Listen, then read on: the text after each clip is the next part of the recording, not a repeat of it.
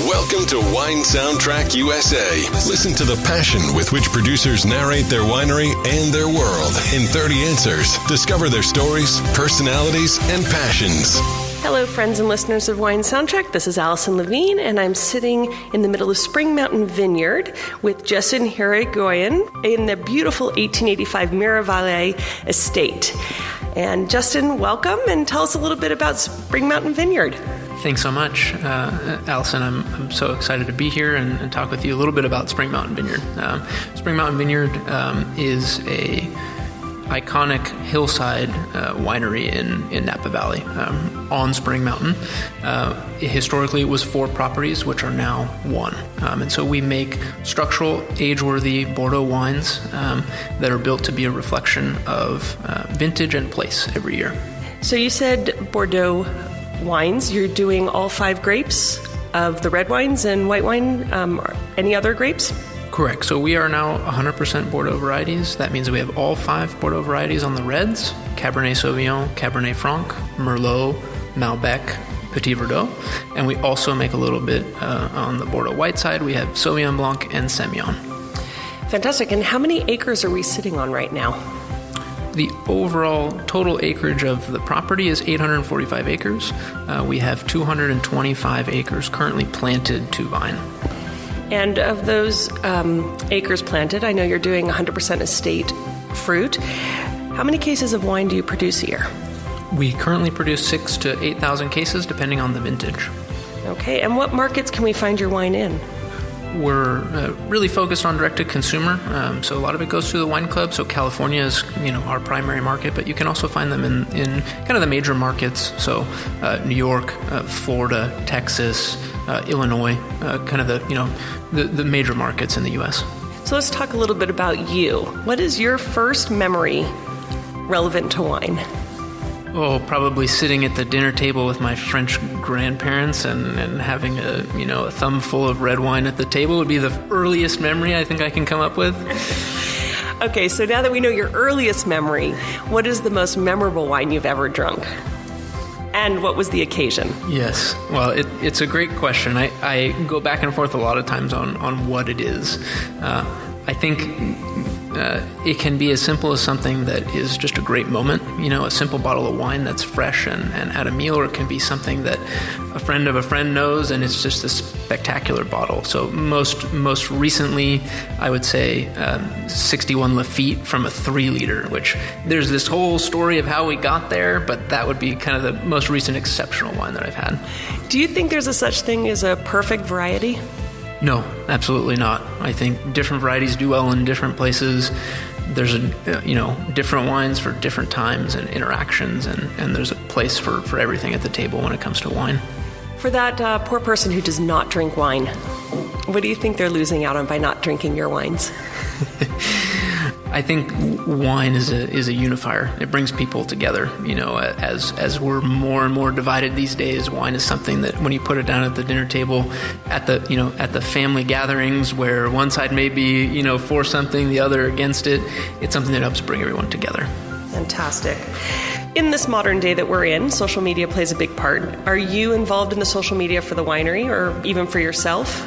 Social media is something that we're, as you said, now it's a bigger thing. I think I'm of the social media generation, and I was a heavier user. I'm less now, but in the winery we are starting to do more. So I will grab the phone and I'll, snap some pictures especially when it gets to be exciting.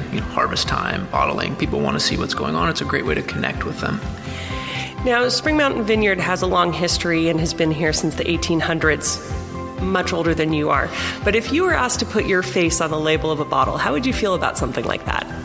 Oh, my mug on the bottle? I'd probably say absolutely not would be my first reaction. As you look at the library wines, it's about the place, and the people are very important. That's one of the components of terroir, but I don't think we should be at the forefront. I think we're here to support and showcase the place. I like that answer. Do you have a personal collection of wine? I do. It's pretty eclectic. I like to drink, my heritage is, from the Basque region. And so, I like some of those wines. I like, more offbeat. There's, Beaujolais or Burgundy. I try and have, different wines for different occasions. what's the most expensive wine you have in your cellar right now? Is it that 3-liter that you just drank? That wasn't mine. In the hundreds, nothing above that. Okay. And of the wines that are in your cellar right now, what do you think is drinking the best at this time? Good question. I think we, recently opened up, some Fevle Clos de Bez from 2008, which, wasn't necessarily an exceptional vintage, more kind of acid-driven, but was showing really well with a great meal. So you've had the privilege to travel around the world and have a French father. So I'm curious, traveling the world abroad, what's the best foreign wine you've ever drunk?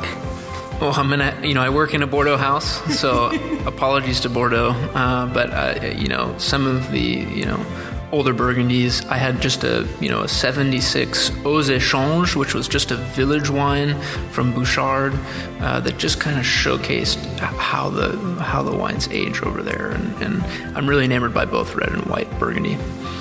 Do you remember the worst wine you've ever tried? Something that I made and screwed up, probably. Okay. If space aliens were to land on the property and you were to present them with a bottle of wine, what would it be? I would give them our current vintage, so Spring Mountain Vineyard Elivet 2014. And the Elivet is a Bordeaux blend named after the original owners, or the current owner's parents, right? Yes, our owner's parents' names were Elie and Yvette, so it's an homage to his family, and it is a Bordeaux blend that usually has all 5 Bordeaux varieties, but can change depending on the vintage. Right. Now, we were tasting some wine and we were talking about vintage and variation. There are some sayings that vintages tell a different story. Each year tells a different story. Do you agree with that? And, in other words, do you think there are more things that repeat themselves or not in any given year over time? I think there are definitely overarching trends. I think you can pick out similarities, but there's always going to be differences. I do believe that every growing season is different. It's been my experience that each season has its own unique profile and pluses and minuses. And do you capture any signs or omens each year to predict the outcome of a harvest? You start to get a vibe by the end, but you're definitely looking at, you're looking at bud break, you're looking at flowering, you're looking at veraison, when that's happening, what are the conditions when it's happening, what does your canopy look like. You're kind of taking it all in, and you really have to be in the vineyard and be at the site to experience that, day over day. Do you have any good luck rituals for when harvest is about to start? Rituals is a good question. I think at Spring Mountain Vineyard we're big into preparation.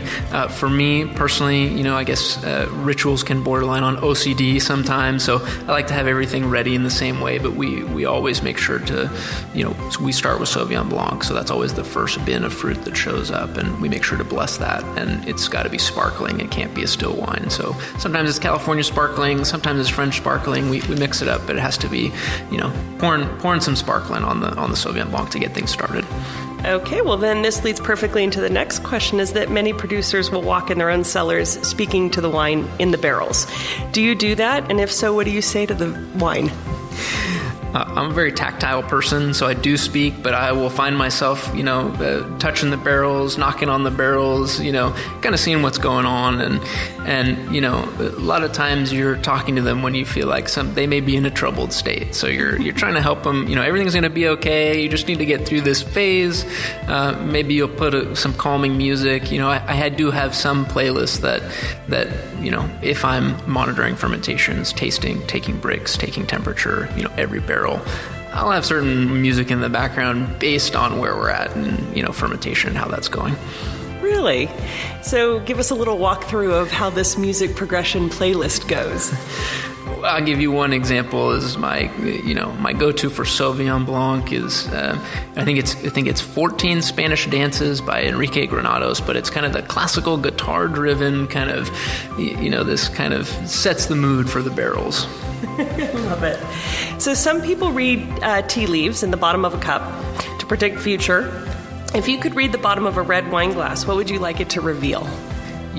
first of all, it's empty. So you know that you had a great meal with friends and family, and that, it's going to tell you, to appreciate the moment and to appreciate each vintage and the hard work that went into that vintage, to think about the people and the place. Great. So let's ask a few quick personal questions. Red, white, or rosé? All of the above. Still or sparkling? It's like having to choose your favorite painting. It's still. But we know you like sparkling. So champagne or from another place?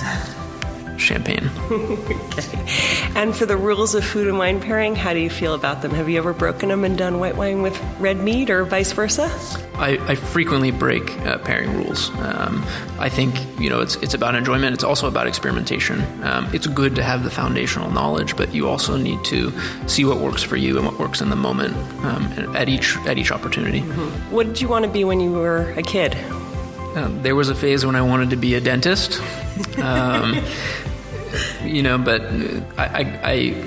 I went into that world and got some of the chemistry, but then I was nowhere close to being cut out to being a dentist. I think you found a good path.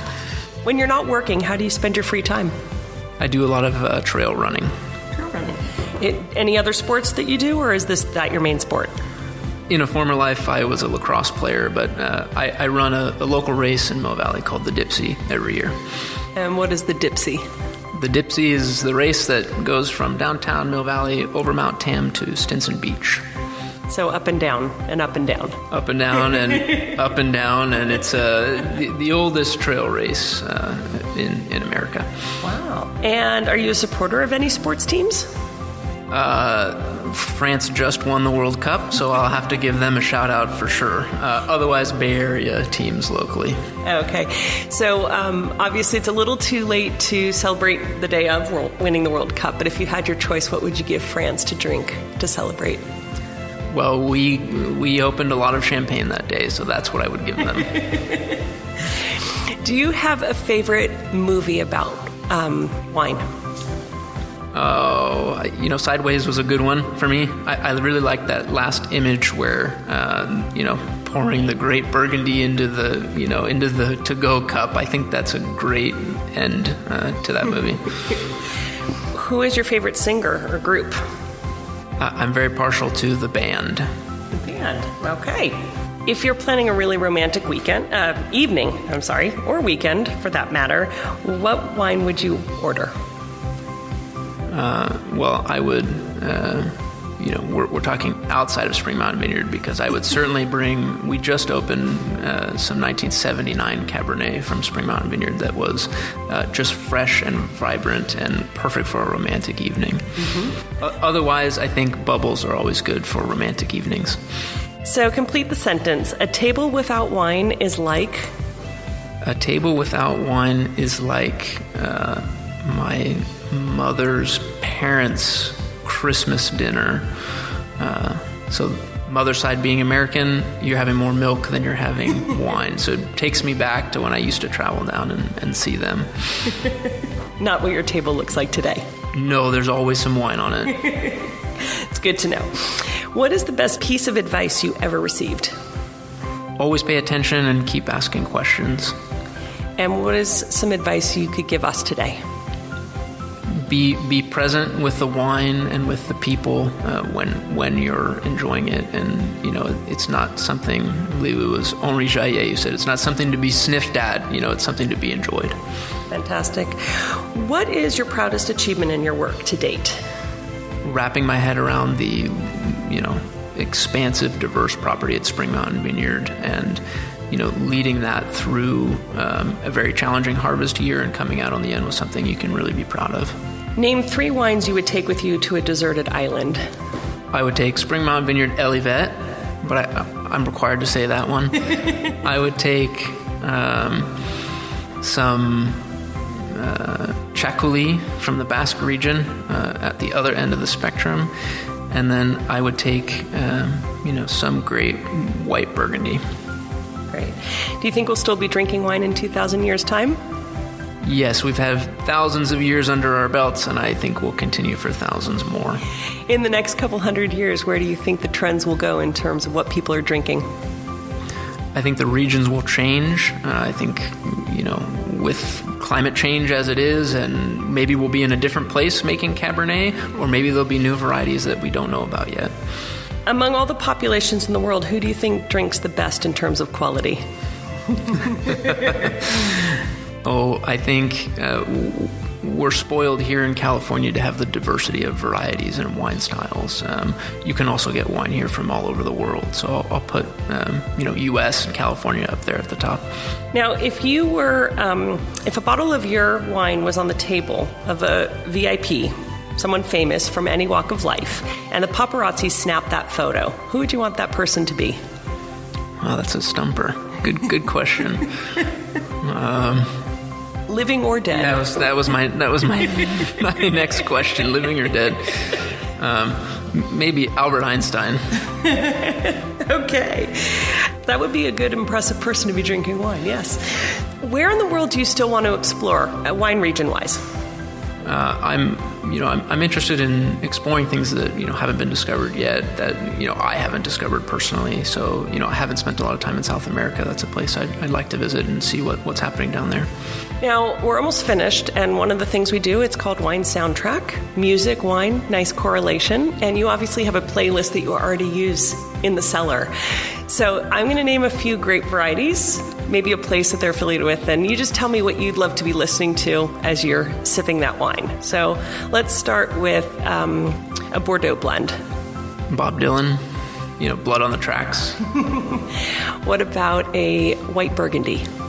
Something classical like a Chopin. And a red Burgundy? Maybe more of a Beethoven. Glass of champagne? Something maybe a little bit more modern, maybe kind of waking up before the party is going to start. Maybe something like maybe a Rolling Stones. Okay, and since you said you like a little more obscure wines, what about a Peak Pool? Peak Pool can be a little bit more austere. It's a good question. Maybe some Muddy Waters. Well, Justin, I want to thank you so much for joining us today. And before we go, if you can just remind us where we can find your wines, how we can visit you, and your website. So the best place to do it is on the website, so www.springmountain.com. You can also Google Spring Mountain. Most people don't even put addresses in there now. You can find us at local restaurants in California. Otherwise, specialty retail. But reach out to us, and we'd be happy to get you some wine. And it's worth visiting here on the mountain. It's a beautiful property, elegant, romantic with these old buildings, but by appointment only, correct? Correct, it is appointment only, but give us a call and we'll make sure you get through the gate. Fantastic. Thanks for joining us. Cheers. Thank you so much. It's been a pleasure. Thanks for listening to a new episode of Wine Soundtrack USA. For details and updates, visit our website, winesoundtrack.com.